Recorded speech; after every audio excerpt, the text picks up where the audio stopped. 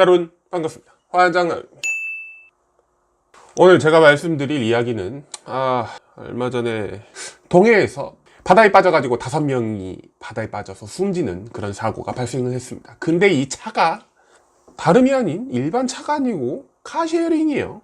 흔히 말하는 소카나 아니면은 그린카 이런 종류의 카쉐어링이었는데, 문제가 뭐였냐면은 이거 아이디를 그 빌리는 사람의 진짜 그 사람의 아이디가 아닌 자기가 아는 형의 아이디를 갖다가 빌려 쓰다가 이런 참사를 당했습니다. 근데 보통 요즘 그런 사건들이 많이 일어나고 있어요. 제가 살고 있는 나주에서도 그런 사고가 있었었는데, 미성년자가 자기 아빠 차를 타고, 제가 알기로는 브레이크를 밟다가 잘못 그 렉셀을 밟아버려 가지고 길가에 있던 편의점을 아주 그냥 개박살시켰던 그런 사고도 있었고요. 또 이런 미성년자들이 자기 부모님 차를 얻어 타가지고 이렇게 사고가 나는 그런 안타까운 뉴스를 이렇게 종종 접하고는 하는데, 특히 제가 카쉐어링 같은 경우에 조금 더 위험할 수 있겠다라는 생각을 좀 해봤어요. 사실 그렇잖아요. 렌터카 같은 경우에는 어떻게 빌립니까? 렌터카 업체를 가서 그리고 차를 360도 다 확인을 한 다음에 빌려주죠. 기름 게이지가 얼마나 남았는지도 확인도 하고요. 근데 카쉐어링은 어떻습니까? 그냥 인증하고 받고 땡!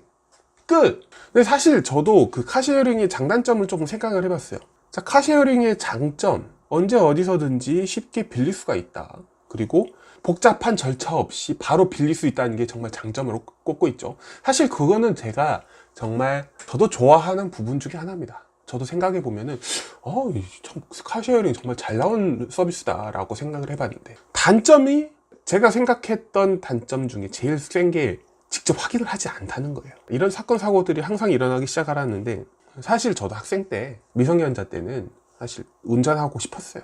저도 어렸을 때 장난감이 차가 많았었어요. 그 왜 태엽 이렇게 쭉쭉쭉 감아가지고 이렇게 모형 자동차 있죠. 저도 어렸을 때 정말 운전하고 싶다 막 들끓었었어요. 근데 보통 미성년자들이 차 몰고 아버지 몰래 이렇게 차 끌고 나간다는 것 자체가 운전하고 싶기 때문에 그런 거죠. 근데 물론 그건 이해는 하지만 좀 그런 생각을 좀 많이 자제를 시켜야 돼요. 뭐 미국처럼 만 16세 이상 되면 벌써 운전면허 시험을 볼 수 있는 자격을 준다든지 이것까지는 아니지만, 특히 우리나라 같은 경우에는 각각 시내 주행이나 이런 것들이 많기 때문에 사실상 연습 운전이 사실상 상당히 많이 필요한 부분입니다.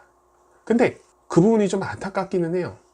실제로 그 카쉐어링 같은 경우에는 내가 빌릴 거면은, 제가 알기로는 이 카쉐어링도 약간 그 렌터카 법을 조금 따르는 걸로 알고 있어요. 그래서 만 21세 이상 그리고 운전 경력 1년 이상 정도 된 사람에게 차를 빌릴 수 있게끔 그렇게 법으로 규정을 해놨습니다. 렌터카도 그냥 자기 아는 자기 형 거 막 빌려다가 조금 닮으니까, 연령생이고 솔직히 좀 닮아 보였으면은 그렇게 빌릴 수도 있을 것 같아요. 그건 렌터카의 잘못이 아니다라고 치면, 그래도 지금 당장 이 사건에 대해서 필요할 과제는 미성년자 친구들에게 말해주고 싶어요. 어차피 꼰대 같아 보일 수는 있어요, 이 말 자체가. 근데 충분히 내가 고등학교 졸업하고 나서도 충분히 운전할 수 있는 기회들이 많습니다. 나도 그랬는데, 솔직히 나도 그런 생각을 들었는데, 나도 그런 생각을 해본 적 있어요. 없다고 하면 거짓말이고, 솔직히 말하면 그 고등학생들이 조금 그래. 나도 그랬어.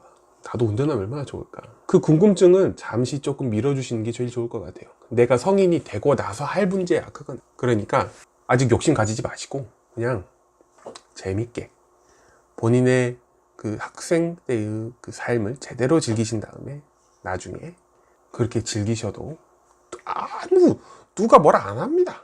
지금 당장 가서 아빠 차 킥 딱 해갖고 운전도 미숙한데 그냥 게임해가지고 그냥 배그나 이런 데서 막 운전 막 하면은 이렇게 달리면 좋으니까, 요거 진짜 위험해요. 카쉐어링이 무슨 잘못입니까, 솔직히. 카쉐어링 서비스가 문제다 이런 것들도 상당히 이런 의견들도 보이기는 해요. 지금 이렇게 나오잖아. 선배의 이름으로 차 빌렸다가 참변, 카쉐어링 허점 또 도마. 사실 이런 좋은 서비스가 나와도 또 이런 단점들이 존재하는 건 마찬가지입니다. 언제까지나 이게 전부 다 좋을 수는 없어요. 하지만 이런 부분들도 어느 정도 잘 안착이 되고, 우리 젊은 친구들이 그런 생각을 조금 더 안 해준다면 참 좋겠죠.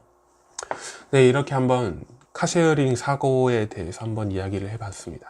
사실 이런 파릇파릇한 친구들이 벌써 저 세상으로 간다는 것 자체가 조금 저로서도 좀 참담하고 좀 아쉬울 뿐이에요. 정말 안타깝고요. 법적으로 규제는 조금 힘들 수는 있을 것 같아요. 그렇잖아. 지금 편하자고 만든 건데 또 무슨 센터처럼 이렇게 만들어요. 단지 우리 젊은 친구들의 인식을 조금 더 바꿔야 되지 않을까. 꼰대 발언이 아니고 학생답게 딱 학생의 선에서 즐길 수 있는 거 최대한 즐기세요. 뭐 공부하라는 말도 안 해.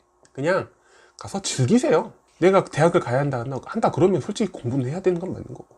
아직 미성년자, 지금 미성년자 티 벗으려면은 뭐 솔직히 말해서 1년도 안 남았다. 1년은 고3은 지금. 아무튼 이렇게 한번 말해봤습니다. 네, 지금까지 환장남이었고요. 아직 구독과 좋아요 안 누르신 분들께서는 구독과 좋아요 꼭 눌러주시면 감사하겠습니다. 지금까지 환장남이었고요. 오늘도 화한장한 하루 되시길 바라겠습니다. 그럼 안녕히 계세요.